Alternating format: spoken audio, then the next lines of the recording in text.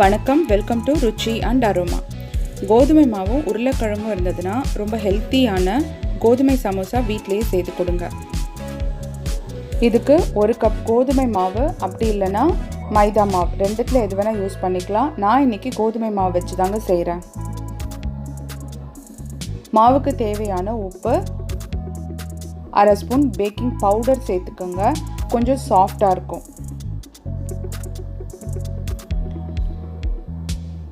5 table spoon வரைக்கும் எண்ணெய் தேவைப்படும். எண்ணெய் எல்லா மாவுலையுமே படுற மாதிரி இப்படி நல்லா ஸ்ப்ரெட் பண்ணி அதை பிசைஞ்சு விட்டுடுங்க. ஒரு 1/4 ஸ்பூன் ஓமம் சேர்த்துக்கோங்க.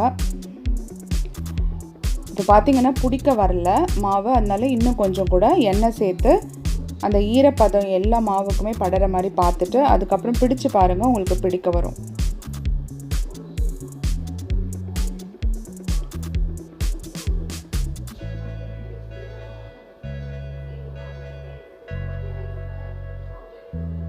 இதுதாங்க கரெக்டான பதம். இப்போ கொஞ்சம் கொஞ்சமாக தண்ணி சேர்த்து நல்லா ஒரு கெட்டிமான மாவாக இதை வந்து பிசைஞ்சுக்கணும். சப்பாத்தி மாவு கூட கொஞ்சம் சாஃப்டாக இருக்கும், அதை விட நல்லா கெட்டிமாக இருக்கணும். அதனால கொஞ்சமாக மட்டும் தண்ணி சேர்த்துக்கோங்க. அதிகபட்சமாக 1/2 கப் தாங்க தேவைப்படும், அதை விட கம்மியாக கூட ஆகலாம். இவ்வளோ திக்காக பிசையணும் மாவு.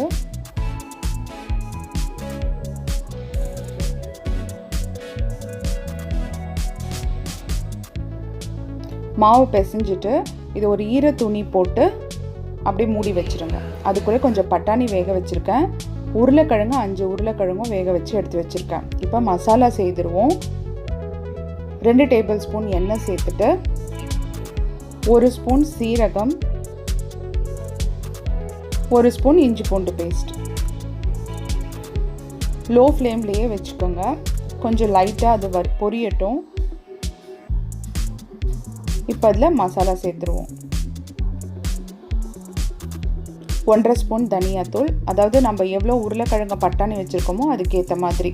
1/2 ஸ்பூன் தனியாத்தூள், 1 ஸ்பூன் மிளகாய்த்தூள், 1/2 ஸ்பூன் கரம் மசாலா தூள்.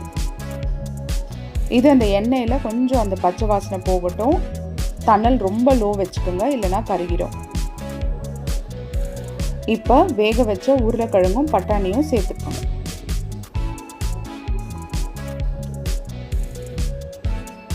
மசாலாலாம் நல்லா மிக்ஸ் பண்ணி விட்டுட்டு தேவையான அளவுக்கு உப்பும் சேர்த்துக்கோங்க.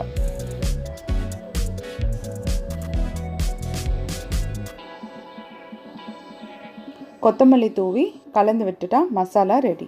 இப்போ நம்ம சமோசா செய்திருவோம். நல்ல ஒரு பெரிய உருண்டை எடுத்துட்டு அதை ரவுண்டாக திரட்டிக்கணும். சப்பாத்தி மாவு மாதிரி நான் ஒரு நைஃப் வச்சு கூட ரவுண்டு ஷேப்பு கொண்டு வந்துட்டேன்.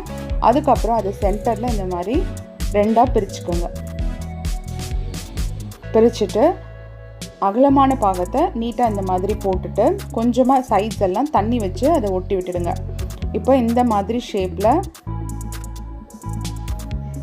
அதை கொண்டு வந்து தண்ணி வச்சு அதை ஒட்டி விட்டுறணும். இப்போ உங்களுக்கு கோன் ஷேப் வந்துடும். கொஞ்சமாக மசாலா உள்ளே வச்சுருங்க.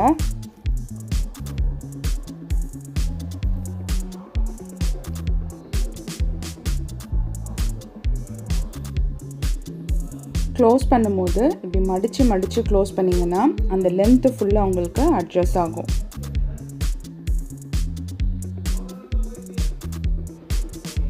இதே மாதிரி எல்லா சமோசாவும் ரெடி பண்ணி வச்சுக்கோங்க. நான் ஒரு 4 சமோசா பேக் பண்ண போகிறேன், ஒரு 3 சமோசா வந்து ஃப்ரை பண்ண போகிறேன். ஸோ ரெண்டுமே உங்களுக்கு செஞ்சு காட்டுறேன். வாங்க ரெண்டுமே எப்படி செய்யுதுன்னு பார்க்கலாம். பேக் பண்ணுறதுக்கு ஃபஸ்ட்டு ப்ரீ ஹீட் பண்ணிடணும். குக்கரில் உப்பு ஒரு ஸ்டாண்டு போட்டிருக்கேன். ஒரு 5 நிமிஷம் அது ப்ரீ ஹீட் ஆன அப்புறமா நம்ம சமோசாலாம் அடுக்கிட்டு குக்கரோட மூடியில் வயரும் விசிலும் இருக்கக்கூடாது, மூடி போட்டு 25 மினிட்ஸ் நீங்கள் வந்து இதை பேக் பண்ணணும். அதுக்குள்ளே இன்னும் கொஞ்சம் சமோசாவை எண்ணெயில் பொரிச்சு எடுக்கிறேன். இதுவுமே மிதமான தீயில வச்சுக்கோங்க. ரொம்ப ஈஸியாக மாவு பிசைஞ்சிட்டு மசாலா ரெடி பண்ணிடலாம். ஸோ ஈவினிங் ஸ்நாக்ஸுக்கு கண்டிப்பாக அதை ட்ரை பண்ணி பாருங்கள். ரெசிபி பிடிச்சிருந்தால் லைக் பண்ணி சப்ஸ்கிரைப் பண்ணி உங்கள் ஃப்ரெண்ட்ஸுக்கும் ஷேர் பண்ணுங்கள். இது ஃப்ரைடு சமோசா, இதுவும் பேக்டு சமோசா நல்லா சூப்பராக வந்திருக்குங்க. கண்டிப்பாக ட்ரை பண்ணி பாருங்கள். தேங்க்யூ.